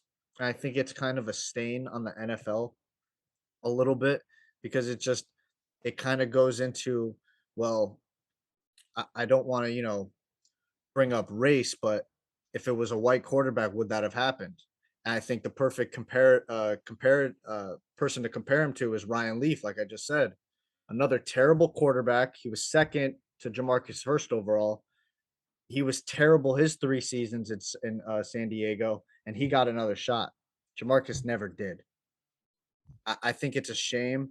And if anybody has time, I would definitely check it out because you get to see inside of what JaMarcus Russell was really going throughout those 3 seasons in Oakland. Yeah, 24-year-old that just it's crazy. I remember talking about it as a kid. Steve and I would say he stole money from the Raiders, and as a kid, I would say it. My brother would talk about it with me. I didn't realize at the time JaMarcus was still just 26 years old. I thought he was like 40. Now he's not even 40. He's 37, 36. Yeah, Wow. 36. And it's crazy when you really think about it from that lens of like, dude, this is still a 24-year-old kid in a way, you know? He was just at college for a couple seasons. Now he's being thrust into Oakland after living down south in Alabama and Louisiana his entire life. But another podcast I've been listening to is on Andrew Luck. I remember exactly where I was when Andrew Luck retired. So my room, this used to be a bedroom. My bed was right there where that is. And it's like probably like 8 or 9 o'clock. And, you know, it's summer, August 24th, 2019, 2018. Mm-hmm. My brother comes in, barges up, and, yo, Andrew Luck just retired. I'm like, shut up. No, he didn't. And he's like, bro, Adam Schefter just tweeted it. I was like, Andrew Luck retired? I'm like, he's 28. I'm like, he's 26, 27? Like, he's retiring. I'm like, what? And I couldn't believe, I was dumbfounded. And what I came to learn when I started listening to this podcast on The Athletic, it's an amazing, I mean, the way it was produced, the sports writing, it was a podcast, but it was a documentary without video, really. It was so well scripted. It was rehearsed. I've never listened to it. Basically, a biography of a quarterback under this lens by the Athletic Football Show, and basically it chronicles how Jim Irsay and the Colts they give up on Peyton Manning, the best player to ever play for the franchise, turned it all around, one of the 3 to 5 best quarterbacks ever. They gave up on him after 1 year, and he was trying to do everything he could to come back to be the red zone quarterback and let Dan Orlovsky be the quarterback for the rest of the snaps. They cut him after drafting Andrew Luck. And Payne was even playing like, yo, like, I'll be the backup for a few years. I'll help him out. Andrew Luck was that type of generational quarterback. You know, Robert Griffin was one of the best quarterback prospects, and number 2 overall pick because of him. Luck comes in as a rookie, 7-game winning drives. His coach had cancer as a rookie. They still made the playoffs with Bruce Arians. And basically what you come to realize is Andrew Luck was another one of the guys. He was built like a linebacker, and he played like one. As smart as he was, absolute genius. He loved the competitiveness. He loved the physical nature of the game. And after his first 3 years, he played every single game. Injuries started to pile up. It was the shoulder. It was, oh my God, in his midsection, a terrible injury. They were comparing to like a car accident where he ruptured, I forget exactly what it was. It was so bad that he was peeing blood. And he missed the 2017 season. He barely played in 2016. He comes back in 2018, has a career year, 40 touchdown passes. Would have been the MVP if it weren't for Patrick Mahomes. Losing Mahomes in the playoffs. That's the last game he ever played. You come to realize, one, the Colts' offensive line, it's ironic that his last name's Luck, and right after he retired because he was dealing with ankle and calf injuries that were nagging, and he was just talking about how the whole process of injury, pain, rehab, injury, pain, rehab over and over again. He wouldn't make that vow to himself again. He had made life-changing money at that point. Why would he keep playing if it's soaking and taking all the joy of the game away from him? And as fans, we knew none of this because Andrew Luck wouldn't talk about it. He wouldn't speak about any of that. And it's amazing to me how, as a fan, we never saw that reality. His teammates didn't even know that night he was retiring until fans saw it, and they're screaming to the players. And like, he's not retiring. And then when it was leaked, Luck had to tell them in post-game after they played, I think, the Eagles in preseason, had his press conference the next day, got pushed to that night. And, you know, I never appreciated Andrew Luck. I never realized as a kid, I was 9 years old when he was drafted, how that was the best quarterback prospect since Peyton Manning. And so if you're going to replace Peyton with anybody, it might be the next guy in line. When he's already been in the NFL 14 years. He's 35 years old. And like I said before, it's ironic that the Colts offensive line 3 years later is so elite. Quentin Nelson, Brandon Smith at tackle, you got Ryan Kelly at center. You legitimately got 2 to 3 Pro Bowlers in the offensive line. One of the best, most dominant interior. They got everything. And that comes right after Luck retired. They never got to play Quentin Nelson. In fact, Quentin Nelson, after year 1 to Chris Ballard's office, like, we need Andrew Luck back. And Ballard's like, bro, like, the joy of football is taken away from him because of injuries. Yeah. Partially because of his reckless nature, but also because they couldn't draft offensive linemen. And they're throwing money and picks around like there's no tomorrow, as if it was like fantasy football and Trent Richardson, a 34-year-old Andre Johnson. instead of addressing the offensive line. And like I said, it's ironic that Luck never had the O-line until the very day he retired. And once they built that offensive line, they couldn't find the darn quarterback. And now they're with Matt Ryan. I think Matt Ryan's a good fit for them. But in 2 years, is he going to be the Colts quarterback? If that's not the case, if he's not, they went through Brissett, Rivers, Wentz, Ryan, on to the next one. It's 5 quarterbacks in 6 years. Yeah, it's pretty sad because you look at the Colts team today and you're like, man, they're just a quarterback away or an elite quarterback away, and they had it. The year that he retired, they were probably a Super Bowl contender with him under center. Easily. But So Nelson was a rookie. It's such a big what if story, and I used to always hope, especially like when Calvin Johnson retired. There was speculations. He's not going to stay retired. He's going to find his way to New England. Like it's always going to happen. That's the story. And when Andrew Luck retired, you're like, okay, he's going to take a year off. No way he's going to be out of the game. This guy's so young. How old was he when he retired? 29. 29. It was like you see quarterbacks dominating right now at 36, 37. With the O-line that he has, he had the opportunity to dominate it for longer than that. I would say if he had still been in the league, he'd already have a Super Bowl title under his belt right now. I mean, this was a guy that when he was before he was even drafted, people were saying this is a bona fide Hall of Famer. Before he was even drafted, before he even stepped foot on a freaking NFL football field, analysts and scouters were saying this guy will be a Hall of Famer. And he showed up and showed out and showed his potential. Never got protected correctly by that offensive line.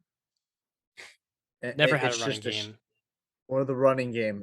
And they got the running game right after he left too with Jonathan Taylor. I mean, this guy, I think he was, like Justin said, I think he would have definitely, if not won a Super Bowl, he would have definitely been competing for Super Bowls. I think he would have ended his career with at least 2 Super Bowl wins. He would have won MVP, if not multiple times. Mm-hmm. I mean, 29, he's like literally smack dab in the middle of his prime. And even today in NFL, we see quarterbacks playing until their late 30s. So he had years to go. But I heard about this when he retired, a couple months after he retired, on why he retired. And he said, man, dude, people don't understand when you get injured like that, and then you have to rehab, and then you work your ass off for a year, 8, 9 months to get back, just to get injured again and have to do it all over again. So that means you don't get to enjoy your off season because you're always in the gym working out and rehabbing. You don't get to spend time with your family. You don't get to be on the practice field with your teammates to build that chemistry even more. And the joy of the game, I would imagine, gets torn out from you.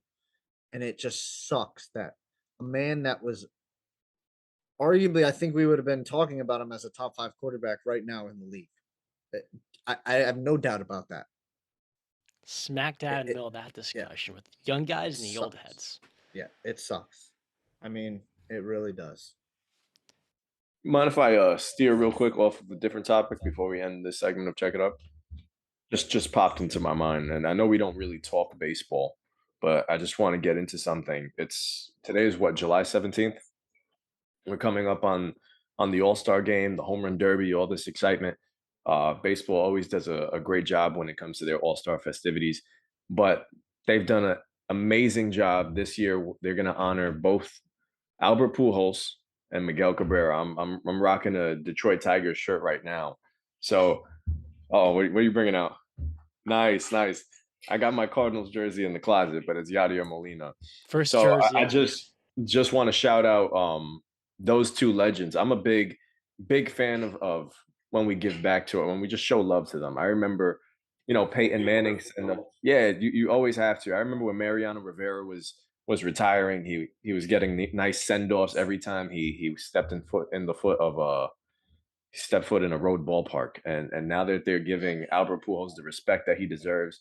The guy's 15 home runs away from 700. I don't know if he's going to get it, but this is the perfect opportunity to show love to the greatest legends to ever play this game.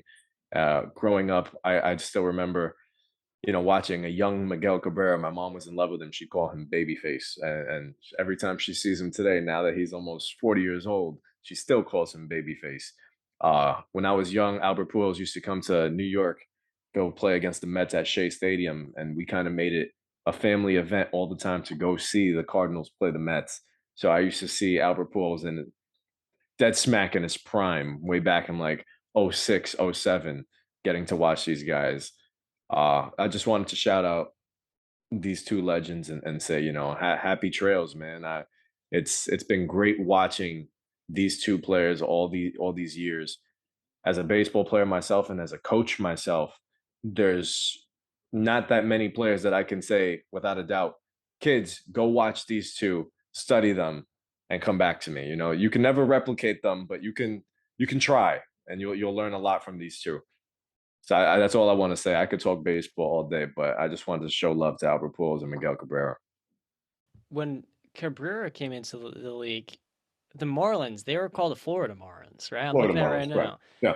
And it's great. I'm a casual baseball fan. I've been getting into it a little bit recently because the Pirates are winning some games. I gotta ask you, as somebody that loves Pittsburgh, I know all about Roberto Clemente. With Miguel Cabrera, a guy from Venezuela, and then Albert Pujols, a guy from the Dominican Republic. Were they the ones that in the early 2000s that really ushered that new wave of baseball players from all over, whether it's South America, what have you? Well, no, it's not even just them because before them, you've had Manny Ramirez and you have David Ortiz. So it was almost like this giant community because A-Rod also started in the late '90s. So you had people from the Dominican Republic too. Baseball is just littered with a tons of Latin American communities, and it's incredible. You watch. My favorite baseball player of all time is Carlos Beltran from Puerto Rico. So they didn't just usher it in, but they definitely played a big part in a lot of people following them afterwards. It's wild. I remember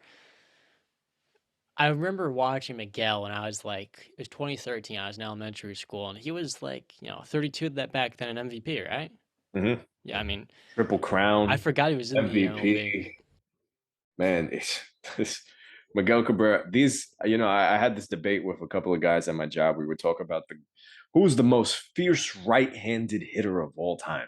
Because it's so easy. You could say left-handed hitter of all time. You'll throw out Barry Bonds. Nobody can really argue that. But right-handed hitters, it's such a great debate. You have A-Rod, you have Manny, you have Albert, you have Miggy, guys that just absolutely made this sport, this difficult sport, the sport that has more failure than anyone in the world and any sport in the world. They made it look so easy. So easy. Brandon, I know you're not a big baseball fan, but you just got to watch this duel between Mariano Rivera and Miguel Cabrera one day when you get the chance. It's incredible. But yeah, I just wanted to shout out MLB. Everybody, tune into the Home Run Derby. Albert Pujols is making his final appearance in a Home Run Derby. I don't know if he's gonna win it, but you know what? I never bet against him, so why not? I'm going with Albert Pujols, taking it home in LA. Who else is there? If I'm not mistaken, I don't have all the names in front of me. I know Pete Alonso's in it, Corey Seager. Uh, who else? Spitball, I got you. Um, Let's see. We could pull it up right now.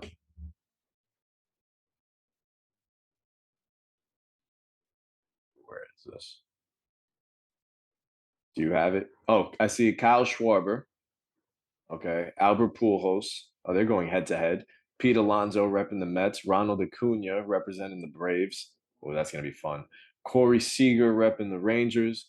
Rookie sensation Julio Rodriguez was representing the Mariners. Man, this guy reminds me so much of Alex Rodriguez when he came up.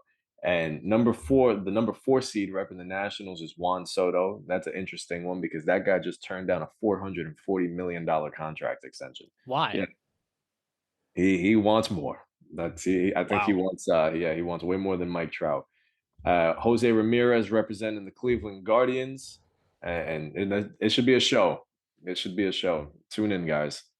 Is that Youngblood gonna kind of bail like Griffey and Rodriguez and Cano was another one, right? All those Well, guys. actually, his numbers are right up to par with Ken Griffey Jr. at this point in his season. I think his first 80 something games are pretty up to par with Ken Griffey. Well, he was Not gonna say 29 when he left. Yeah, because the Mariners, they've always had these generational talents, always lose them. every time. Yep. Their losing streak, no playoffs. It's longer in Sacramento's, right, in the NBA. But you know what? Things are changing in Seattle. I think especially last year they had a big run where they almost made the wild card, and the energy was just so alive down there. And they have a young core. They got young prospects that are coming up. Some exciting pitchers. One of them just pitched in the Futures game yesterday. I think Seattle's on the up and up, but we could save that for another day. I think we're good, fellas. Good, Shout out good, Ichiro good. Suzuki as well. Shout out to Ichiro. You know that guy's pitching, like he pitches sometimes down in, and he's just throwing strikes, punching kids out, punching high school kids out, like making them look foolish at the plate. It's pretty good. Yeah, I need to practice. I gotta get like that. I do want to say before we head out and Justin wraps this up, about what Justin said before he started talking. He said giving people their flowers. So I understand. I know that what we do right here is we talk about players that are playing currently or what they've done in the past, and we're critiquing them. I would say maybe me more than you guys a little bit. I'm a little bit more harsher, but I do want to say it all comes from love and respect because I understand that I could never be able to do what these athletes do on the court, on the fields, the ice rink. We don't talk about hockey, but you know what I mean. So it's all love, all respect. I want to give people their flowers. So for all the athletes out there, thank you for what you're doing. You're great entertainers. You're great at what you do in your sport field. And just thank you. Salute. Guys, that was episode 9. Episode 9. We're this far. We're gonna have a big party for episode 10. Probably bring some fireworks, some drinks. But not for John. John's too young for that.